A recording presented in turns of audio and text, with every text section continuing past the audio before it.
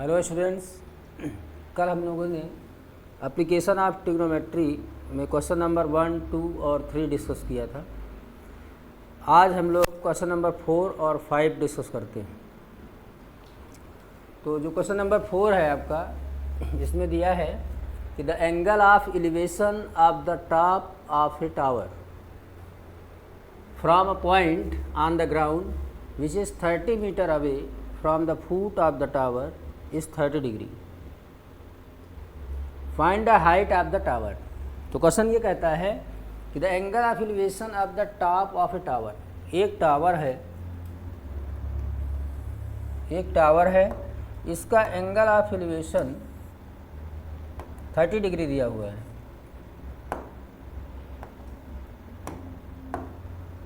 ये एक टावर है। टावर वर्टिकल होता है और ग्राउंड के एक पॉइंट से जो कि कितना डिस्टेंस पे दिया हुआ है, विच इज़ 30 मीटर अवे। ये 30 मीटर की डिस्टेंस पर एक पॉइंट है।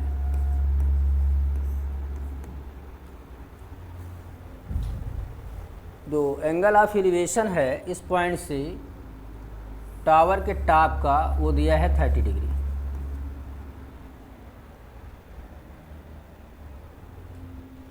Find the height of the tower. हमको इस टावर की हाइट फाइंड करना है। टावर की हाइट क्या होगी, इसको हमें फाइंड करना है। तो हमने सपोज कर लिया कि इसकी जो हाइट होगी वो h होगी। तो the angle of elevation of the top of a tower, एक टावर का जो एंगल ऑफ एलिवेशन है, एलिवेशन का कैसे बनता है, नीचे से ऊपर की तरफ। From A point on the ground के एक पॉइंट से टावर के टॉप का एंगल ऑफ एलिवेशन 30 डिग्री दिया है। और जो पॉइंट है वो क्या है, away from the foot of the tower. Tower का फुट ये है, टॉप ये है। फुट से 30 मीटर की डिस्टेंस पे जो पॉइंट है, उस पॉइंट से एंगल ऑफ एलिवेशन टॉप का 30 डिग्री है और हमें फाइंड आउट करना है इस टावर की हाइट। तो ये है हमारा टावर।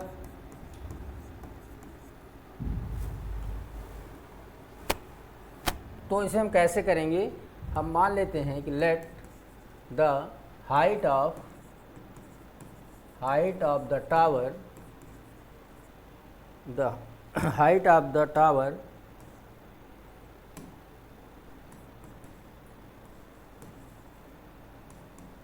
Be h metre. हमने कंसीडर कर लिया कि टावर की हाइट h मीटर है। दैट इज़, यहाँ पर अगर इसको C पॉइंट कंसीडर करें, ये B है और ये A पॉइंट, तो इस तरह से AB आपका हो गया h। AB equal to h metre. Let the height of the tower be h metre, that is AB equal to h metre. And AC क्या है, टावर के फुट से पॉइंट C जो कि 30 मीटर डिस्टेंस पे है, ये हमारा AC है। और AC कितना दिया है, AC हमारा है 30 मीटर। हाइट हमें निकालना है। तो यहाँ पर क्या क्या गिवन है, यहाँ परपेंडिकुलर गिवन है, यहाँ पर परपेंडिकुलर आपको गिवन है। परपेंडिकुलर कितना है, परपेंडिकुलर आपका h है और बेस आपका कितना है, बेस आपका 30 डिग्री है। तो परपेंडिकुलर और बेस पता होने पर हम क्या निकालेंगे, आप जानते हैं कि PBP अपॉन HHB से परपेंडिकुलर और बेस का रिलेशनशिप कौन बताता है, tan बताता है। तो यहाँ पर हम tan यूज़ करेंगे और एक्यूट एंगल हम 30 डिग्री लेंगे। तो 30 डिग्री के रिस्पेक्ट में हो जाएगा tan 30 डिग्री इक्वल टू क्या होता है, परपेंडिकुलर अपॉन बेस। और परपेंडिकुलर क्या है, परपेंडिकुलर हमारा यहाँ पे AB है, तो इसे हम AB लिख सकते हैं। और बेस कितना है, बेस हमारा AC है, तो ये AC हो जाएगा। इधर क्या है, tan 30 degree. Now tan 30 degree की वैल्यू क्या होती है, tan 30 की वैल्यू होती है 1/√3। टेबल में हमने बताया था इसको। और ए बी कितना है, ए बी हमारा एच है जिसे हमें फाइंड आउट करना है, और ए सी कितना है, ए सी है 30। अब इसका हम क्रॉस मल्टीप्लाई करें तो ये हो जाएगा √3h इक्वल टू 30 का 1 में करेंगे तो हो जाएगा 30, तो यहाँ से h कितना आ जाएगा, h आ जाएगा 30/√3। अब इसको हम रैशनलाइज़ करें तो रैशनलाइज़ करने के लिए √3 से ऊपर मल्टीप्लाई हुआ और √3 से नीचे मल्टीप्लाई होगा, तो ऊपर आपका हो जाएगा 30√3 और नीचे √3 इंटू √3 क्या हो जाएगा 3, तो 3 10 जा 30।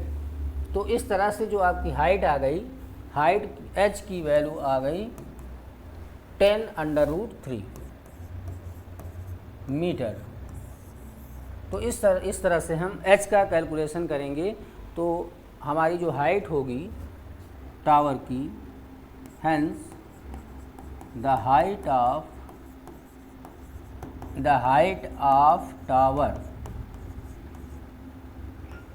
Tower the height of the tower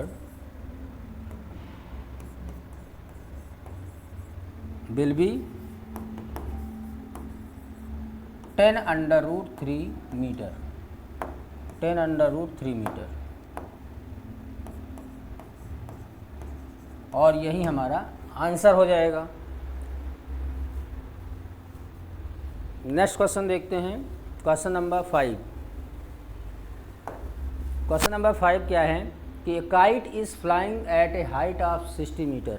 एक काइट है वो 60 मीटर हाइट पर उड़ रही है, एबव द ग्राउंड, ग्राउंड से ऊपर, ग्राउंड लेवल से ऊपर 60 मीटर की हाइट पर एक काइट उड़ रही है। आगे दिया हुआ कि the string attach to the kite is temporary tied to a point. जो काइट की स्ट्रिंग है, जो काइट में धागा लगा हुआ है, उसकी इस स्ट्रिंग ग्राउंड से अटैच है, अस्थायी रूप से ग्राउंड से वो अटैच है। The inclination of the string with the ground is 60 degree. Ground के साथ जो इंक्लिनेशन है काइट का वो दिया है 60 डिग्री है। तो find the length of the string, तो हमें स्ट्रिंग की लेंथ को फाइंड करना है। हमें क्या फाइंड करना है, हमें स्ट्रिंग की लेंथ को फाइंड करना है। Assuming that there is no slack in the string, और हम ये मानते हैं कि स्ट्रिंग जो धागा है वो ढीला नहीं है, वो टाइट है। स्ट्रिंग कैसे है, टाइट है। There is no slack in the string. तो पहले हम इसका फिगर बनाते हैं। फिगर कैसे बनेगा, देखिए ये हमारा हो गया ग्राउंड लेवल, ये हमारा क्या हो जाएगा, ग्राउंड लेवल। हॉरिजॉन्टल लाइन क्या शो करेगी, ग्राउंड लेवल को शो करेगी। और यहाँ पर सपोज ये काइट आपकी 60 मीटर हाइट पर ये काइट उड़ रही है, और इसकी जो स्ट्रिंग है, स्ट्रिंग ग्राउंड लेवल से इसकी स्ट्रिंग कितना एंगल बना रही है, 60 डिग्री का एंगल बना रही है। ग्राउंड लेवल से जो स्ट्रिंग है वो कितने डिग्री का एंगल बना रही है, 60 डिग्री का एंगल बना रही है। ग्राउंड हो गया, ग्राउंड लेवल से जो काइट है, ग्राउंड लेवल के साथ एंगल ऑफ एलिवेशन काइट का, क्योंकि काइट ऊपर उड़ रही है तो एंगल ऑफ एलिवेशन ही होगा। तो कल हमने बताया था जब ऑब्जेक्ट ऊपर होता है तो ग्राउंड लेवल से उसका एंगल ऑफ एलिवेशन बनता है। तो ये 60 डिग्री दिया हुआ है, और इस काइट की जो हाइट है, काइट की जो हाइट है वो ग्राउंड से कितना दिया है, ग्राउंड से आपका 60 मीटर दिया है। तो ये हाइट हमारी हो गई 60 मीटर। नाउ हमें निकालना क्या है, find the length of the string. String की लेंथ को फाइंड करना है, यानी कि हमें यहाँ क्या फाइंड करना होगा, हमें ये डिस्टेंस फाइंड करना है, ये लेंथ कितनी होगी, ये हमारा क्वेश्चन है।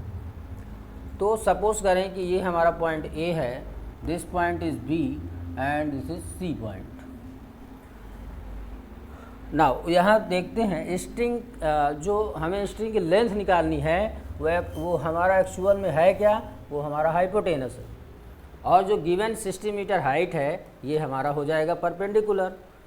तो उस ट्रिग्नोमेट्रिकल रेशियो का नाम क्या होगा जो परपेंडिकुलर और हाइट में रिलेशनशिप बताता है।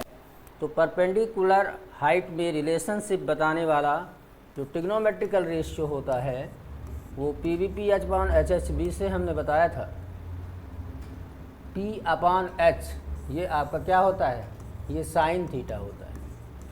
तो हम यहाँ पर साइन का यूज़ करेंगे। तो मान लेते हैं कि let the length of the string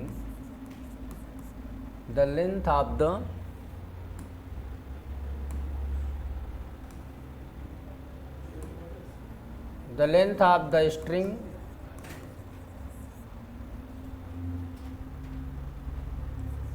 be AC। AC हमारा लेंथ ऑफ द स्ट्रिंग है। एंड BC इक्वल टू क्या है, BC इक्वल टू हमारा 60 मीटर दिया है। एंगल ऑफ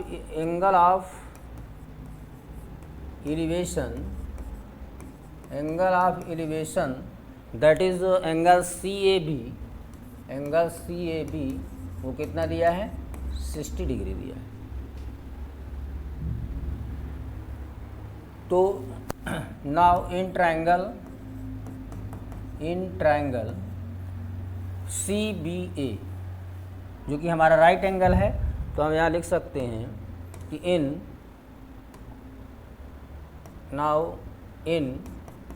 राइट एंगल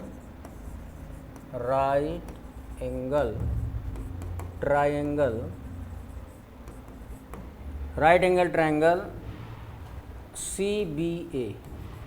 अब यहाँ पर हम कौन सा ट्रिग्नोमेट्रिकल रेशियो ले रहे हैं, परपेंडिकुलर अपॉन हाइपोटेनस यानी कि साइन थीटा, और जो हमारा एंगल है थीटा के प्लेस पे वो 60 डिग्री हो जाएगा। तो sine 60 degree equal to perpendicular upon hypotenuse. तो साइन 60 की वैल्यू क्या होती है, साइन 60 की वैल्यू टेबल में हमने बताया था √3/2 होती है। और परपेंडिकुलर यहाँ पे देखें तो परपेंडिकुलर कितना है, 60 है, तो हमने 60 पुट किया। हाइपोटेनस क्या है, तो हाइपोटेनस हमारा AC है जिसे हमें फाइंड आउट करना है। तो यहाँ से हम क्रॉस मल्टीप्लाई से इसको आगे प्रोसीड करेंगे तो कितना हो जाएगा, √3 into AC equal to 60 into 2 यानी 2 6 12 यानी 120 हो जाएगा। तो AC यहाँ से क्या आ जाएगा, AC हो जाएगा 120/√3। नाउ रेशनलाइज करेंगे, तो जब इसको हम रेशनलाइज करेंगे तो क्या आएगा, तो इधर देखें रेशनलाइज करेंगे तो AC इक्वल टू √3 से ऊपर मल्टीप्लाई हुआ तो 120/√3 हो जाएगा। और जब हम √3 से नीचे मल्टीप्लाई करेंगे तो नीचे क्या आ जाएगा, √3 इंटू √3 हो जाएगा। तो √3 इंटू √3 क्या होता है, 3 होता है। √3 इंटू √3 क्या हो जाएगा, 3। तो 120/√3 अपान √3 इंटू √3 क्या हो जाएगा, 3 से कैंसिल करेंगे तो 3 4 जा 12 यानी कि आ जाएगा 40/√3 40/√3 हो जाएगा। तो इस तरह से 40/√3 क्या आया, AC की वैल्यू आ गई। और AC हमारा क्या था, AC हमारा स्ट्रिंग की लेंथ है। तो हम यहाँ पे लिखेंगे लास्ट में कि hence the length of the string